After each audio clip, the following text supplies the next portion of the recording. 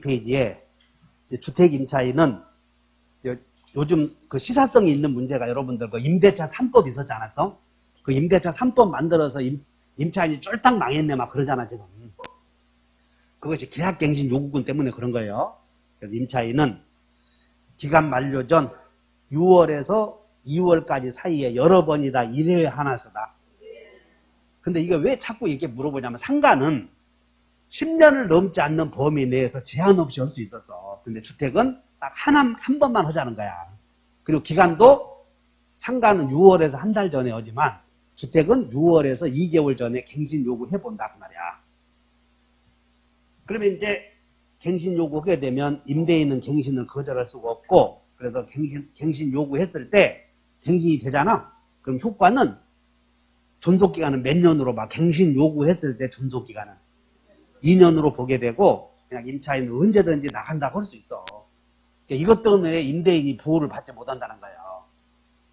그러면 여기 봐라. 주택임대차는 특별법으로 임차인을 보호하기 위해서 만들어 놓은 법이니까 임차인 입장에서 봐야지. 또 임대인 입장에서 보면 또 이 법이 잘못되었다 하면 안 되는 거예요, 이건. 그래서 임차인의 입장에서는 갱신 요구해서 했어도 언제든지 나간다고 할 수 있어. 그리고 이제 몇 개월이 지나면 끝난다고. 3개월. 다만 임대인이 갱신을 거절할 수 있는 경우가 있는데 2기 연체요, 3기 연체요. 여러분 상가는 몇 기 연체? 여기 상가는 여기 봐. 상가는 3기 연체 하지 말고 따라서 3기 연체. 이 주택은 2기고 상가는 3자가 비슷하잖아요. 이거 3자. 다시 한번 3기 연체. 상가는 3기요, 3기요. 밀어놓으면 그렇게라도 외워. 주택은 몇 기? 상가는 3기요, 3기요. 밀어놓으면 그렇게라도 외워. 헷갈리니까. 그래서 2기 연체하면 연체한 사실이 있을 때는 갱신 거절할 수 있고, 자, 이자에다 동그라미 쳐.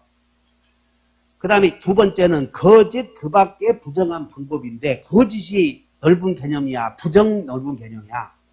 그러니까 항상 법은 뒤에 나와 있는 내용이 앞에 있는 내용을 포괄하고 있는 거예요, 충족. 그래서 부 동그라미 쳐.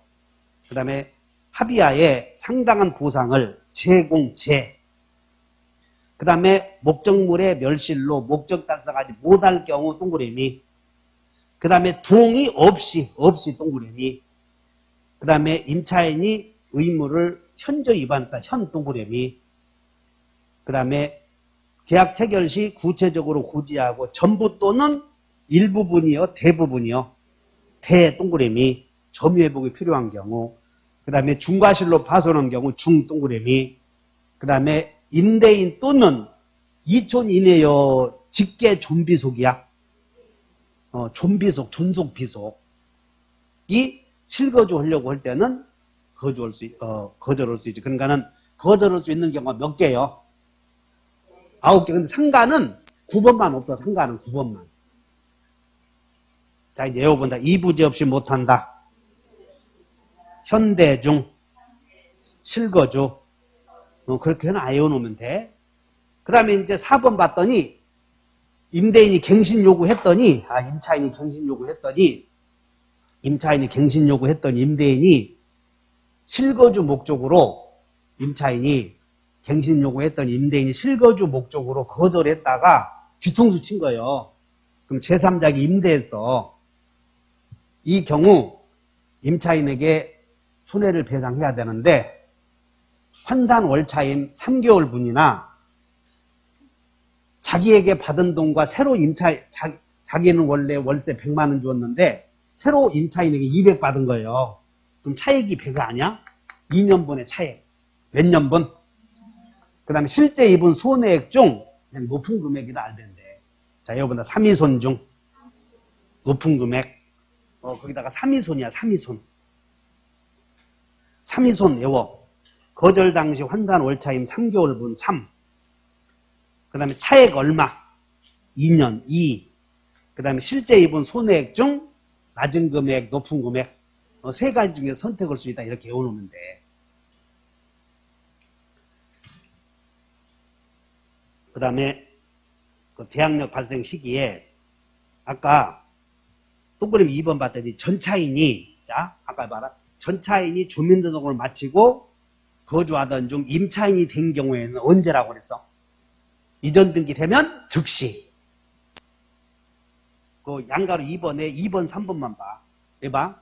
주민등록 마친 소유자가 주민등록을 마치고 거주하던 소유자가 나중에 임차인이 되면 언제? 즉시요. 이전 등기된 다음 날이요. 이전 등기된 다음 날. 그러나 임차인이 살고 있다가 새로 봐. 자, 여기 보자. 이 건물에 저당권이 있었고 인주 마쳤어. 갑이 소유하는 을이 이렇게. 근데 주택 1번 저당권에 경매를 신청했다고 해서 신청. 그래서 경매 신청해서 여기서 A가 경락을 받을 텐데 이미 인도 주민 대항력 없는 임차인이 인주 마치고 거주하던 중 경매가 진행 중인 동안에 경락을 받을 사람과 이 건물에 대해서 경락을 받을 사람과 새로운 신규 임대 계약을 하고 나중에 이 사람이 경락을 받잖아. 그럼 이미 인주 마쳤잖아 이렇게. 그럼 경락대금 납부하면 다음 날이겠어, 즉시겠어. 이게 우리 시험에 안 나와서 다른 자격시험 여러 번 나왔는데. 그래서 동그라미 4번이야. 주민등록을 마친 임차인이 경매 절차에서 경락을 받을 사람과 계약을 체결했는데 그때 임대인이 경락을 받으면 다음 날이요, 즉시요. 그러니까 즉시가 2개 있다 외우면 돼, 즉시가. 즉시는 몇 개? 2개. 그러니까 이것은 이미 임차인의 주민등록이었어. 대항력 있는, 대항력 없는. 이해 가셨나? 3번은? 그 다음에 해결했고 103페이지에 4번 봤더니 대항력 있는 임차인의 보증금 회수 요거 잘 봐. 4번 오른쪽 눈이 103페이지에 오른쪽 4번에 해봐라. 대항력 없는이요 있는이요? 있는 임차인의 보증금 회수는 요거 봐. 지금 갑의 건물에 대해서 임대차 계약을 했어. 갑과. 그래서 여기에 계약을 체결하고 인주 마쳤다. 근데 여기에 저당권이 생겼다면 대항력 있는. 그러면 대항력 있는 임대차 존속 중에 건물 소유자가 이렇게 병에게 바뀐대. 인도와 주민등록을 마치고 살던 중 새로운 소유자가 나타나면 임차인은 대항력 있는이잖아. 그러므로 양수인에게도 대항할 수 있어. 그런데 임대차 존속 중 경매가 이루어지면 경락인에게 대항할 수. 임대차 존속 중 이 건물이 아까 A가 매수했다고 봐. 매수.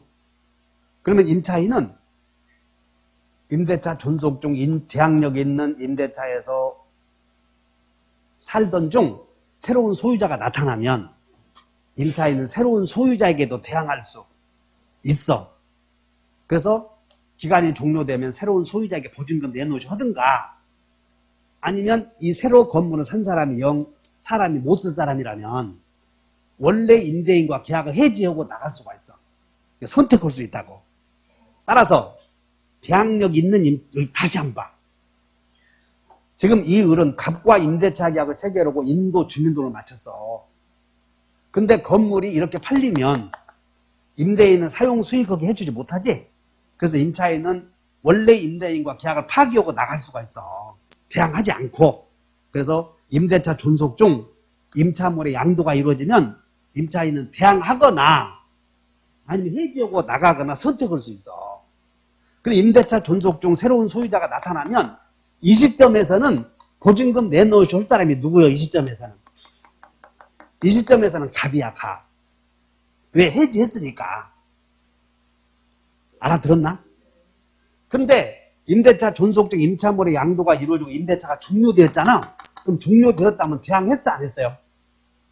했지. 다시 해. 존속기간 2년인데 1년 되어서 갑이 건물을 팔았어. 1년째. 그러면 임차인이 1년째 되던 애 팔았을 때 대항할 수 있다니까. 대항력 갖췄으니까. 그리고 종료가 되었대. 그리고 임차인은 바로 나간 거요, 대항한 거요. 그냥 그때는 양수인에게만 내놓으라고 그래, 보증금. A에게만. 그러니까 여기서는 이율이 갑과의 계약을 해지하면 원래 임대인은 보증금 반환 의무를 면치, 원칙은 면해. 알아들었나? 다시 한다. 임대차 존속적 임차물의 양도가 이루어지면 임차인은 대항력 꼭 써먹어야 돼? 안 써먹어도 돼? 안 써먹어도 돼. 나가려면 나갈 수 있어. 그럼 여기서 나간다면 누구에게 보증금 받고 나가라는 거예요? 갑과 계약을 했으니까 계약 맺은 사람에게 받고 나가라, 그런 뜻이고, 임대차가 종료되었다면 대항했지? 따라 여기서는 뭐라고 나오냐면 갑이 임대차 존속 중 병에게 건물을 팔았을 때 임대차가 종료된 후에는 이렇게 물어봐. 종료 후 이렇게. 을은 갑 또는 병에게요. 병에게만요. 대항했으니까 엄청 어려운 거 아닌데. 그래서 거기다가 103페이지에 맨 위에 양가로 4번에 대항력 없느니요, 있느니요. 임차인의 보증금 회수 나오잖아. 그래서 존속 중 임차물의 양도가 이루어졌을 때는 어떻게 할 것인가를 이해하시라고. 존속 중 양도가 이루어지면 꼭 대항해야 돼. 나갈 수도 있어. 그렇게 이해해 놓으시면 된다. 그럼 이제 101페이지로 다시 한번 가봐. 이제 마지막 정리해보자. 101페이지에 4번에 대항력에서 한 장 넘겨 앞으로. 4번에 대항력에서 동그라미 5번을 봐. 거기다가 이제 그것만 이해하시면 되는 거예요. 자, 대항력 없느냐, 있느냐. 대항력 있는 임대차에서 임차물의 양도시 보증금 회수 그러기야. 대항력 있는 임대차에서 임차물의 양도시 보증금 회수 방법 그거라고. 그러면 첫째 뭐라고 되냐면 양수인에게 뭐 하거나 대항하거나 원래 임대인과 계약을 해지하고 나서 원래 임대인에게 보증금 내놓으시 할 수도 있어. 동의해? 자, 그 다음에 여기 봐. 이 건물에 대해서 이제 마지막이다. 자, 이 주거용 건물 토지. 여기는 대지야. 대지. 그리고 갑이 소유자, 을이 여기에 임대차 계약을 했어. 근데 임대차 계약을 했는데 여기서 인주 마쳤는데 여기서 저당권이 있었고 여기에 확정일자 받았대. 그리고 확정일자라고 하는 것은 배당에 참여한다는 뜻이고, 그럼 배당에 참여하면 우선 변제는 저당권보다 먼저 받아, 나중에 받아? 나중에 받지. 알아들어? 어디 여행 갔다 오다가 멍 떴잖아 지금. 다시 한번 대항력. 여러분들 대항력과 우선 변제권을 구별하지 않으면 안 돼. 대항력이라고 하는 것은 계약의 효력을 양수인에게 우긴다는 것이고, 우선 변제라고 하는 것은 배당에 참여하는 뜻이다. 그렇게 아셔야 돼. 그러니까 이 사람은 자, 인도와 주민 등을 마쳤고 저당권이 생겼을 때 여기서 확정일자 안 받았다면 우선 변제권은 없어. 대항력은 있고, 이 사람은 경락인에게 대항만 하는 거예요. 배당에는 참여 못해. 동의해? 근데 이렇게 했는데 저당권이 생기고 나서 확정일자 받았대. 그럼 우선 변제권은 있음 없음? 있지? 있어. 대항력도 있어. 경매가 이루어지면 배당에 참여할 수도 있어 없어요? 있어. 그럼 배당에 참여하면 누가 먼저 우선 변제 받아? 저당권자가 선순위잖아. 우선 변제의 순위는 놓고 보면. 오케이? 그래서 경락대금이 4억인데 저당권의 피담보 채권이 2억이고 임차인의 보증금이 2억 5천이라고 봐. 2억 5천. 그럼 순전히 그럼 저당권자가 2억 받았지. 자기도 배당에 참여하면 2억 받았지. 5천 받았어 못 받았어? 그럼 어떻게 해야 돼 이제? 이제 나머지는 일반 채권자로 남아 대항력이 있으니까 대항할 수 있어. 대항할 수 있다 그 말은 애초에 대항했으니까. 요걸 이해해야 돼. 애초에 대항력 있어 없어? 그래서 여러분들 밑으로 내려와서 6번 봐. 자, 6번 제3자의 경매 시 임차인의 우선 변제권을 선택할 수 있는데 6번 봤더니 대항력과 우선 변제권 있느냐 없느냐. 요거 잘 기억해. 대항력도 있고 이 사람은 우선 변제권도 있어. 알아들었나? 대항력 없어버리면 대항력 없는 임차인은 경락에 대항 못하잖아 애초에. 근데 이 사람은 대항력 있음 없음? 있음. 우선 변제권도 있어. 근데 보증금 다 못 받았대. 보증금을. 거기 봐. 첫째, 보증금 전액을 받을 수 있는 경우에는 배당표 확정 시까지 점유 사용은 부당이득이 아니고 보증금 다 못 받으면 배당 받을 수 있는 금액을 공지한 잔액에 관해서 경락인에게 대항할 수 그것만 이해하시면 돼. 그것만. 자, 다시 해. 대항력도 갖췄고 우선 변제권도 있었는데 배당에 만약에 이런 경우 한번 봐. 만약에 인주 마치고 확정일자까지 갖췄다면 자기가 저당권자보다 먼저 우선 변제 받잖아. 그렇기 때문에 경락인에게 대항할 수 있는 경우는 안 생겨. 안 생긴다고 먼저 받으니까. 그런데 저당권자보다 확정일자는 나중에 갖췄다면 이 사람은 일단 대항할 수는 있잖아. 꼭 대항해야 돼. 배당에 참여해도 돼. 선택할 수 있어, 이 사람은. 선택. 근데 선택할 수 있는데 우선 변제권을 선택했대. 그럼 우선 변제권 선택했는데 선순위 저당권자보다 다 못 받았다면 나머지 받을 때까지 경락인에게 대항할 수. 그것이 우리 시험에 나오니까 주의하시라고 이런 것들은. 이거 권리 분석만 잘하면 돼. 대항력 있는, 우선 변제권 있는, 배당에 참여했더니 다 못 받았다. 잔액 받을 때까지 경락인에게 대항할 수 있다. 이해하셨어? 질문. 그러니까 여러분들 대항력 있는 없는 요것만 이해하시면 되는 거예요. 대항력 있는 없는. 다시 한번 대항력 있는, 우선 변제권 있는. 어디 보자. 여기에 저당권이 있었고 인주 확정일자 갖췄어. 이 사람은 이제 대항력 없는, 우선 변제권 있는. 아이씨, 확정일자만 받으면 우선 변제권이 있다니까. 근데 이 사람은 우선 변제권 있다는 얘기는 앞에 있는 선순위보다 먼저 받아, 뒤에 있는 사람보다 먼저 받아. 그런 소리라니까. 우선 변제권 있다는 얘기는 뒤에 있는 사람보다 먼저 받는다는 거예요. 이 사람은 선순위보다 먼저 받는 게 아니요. 근데 이 사람은 대항력 없는 이지. 그냥 세치기 할 수 있잖아. 이 사람은 1억 5천 이하면 이 사람보다 세치기 할 수는 있어. 이해하셨어요?